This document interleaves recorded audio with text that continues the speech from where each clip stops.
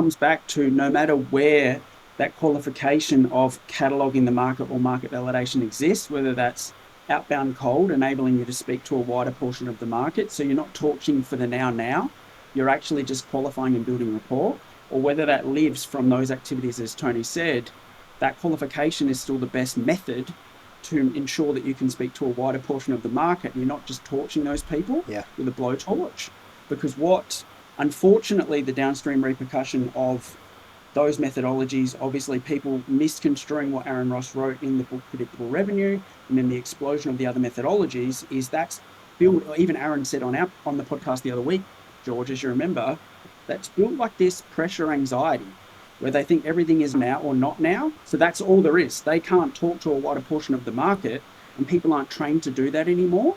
So people literally have called me crazy going, hang on, just speak to a wider portion of the market, ask them questions, build a relationship, and then when you've got something that's right, go back to them when on their buying timeline.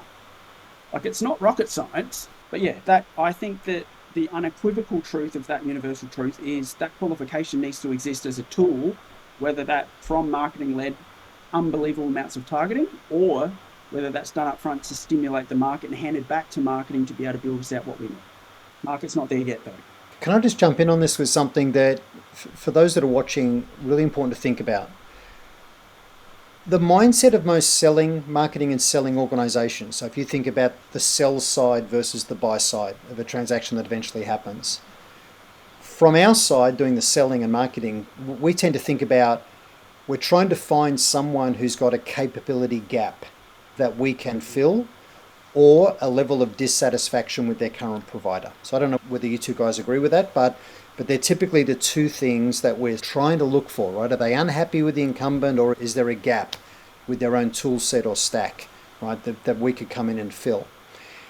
Now, the reality is that approach typically just generates objections. So if we spring from the bushes, like a lion ambushing a gazelle, when we phone a prospect that wasn't expecting a call, and we say, I'm from XYZ company and we have these capabilities, we offer this thing or this service, we'll typically get, don't have a budget for that, not looking at doing anything in that area at the moment. We already have a provider for that, right? So straight away, we're on the back foot.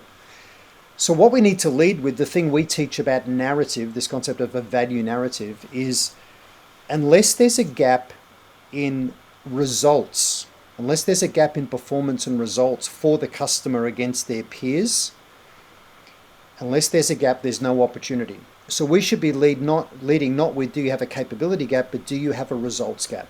So if, for example, I'll just pick something. If I was selling marketing automation software, right? If we're selling marketing automation software, if I say we're the intergalactic market leader in providing marketing automation, a platform or a service, they'd say, we already have one of those. Maybe we have 3 of those, and we have an agency, so no thanks.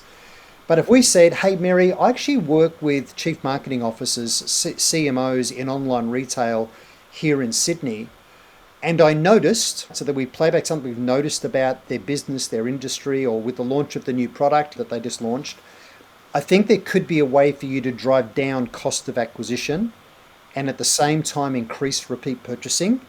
Do you mind if I ask, what's your current strategy around moving the needle on those 2 metrics?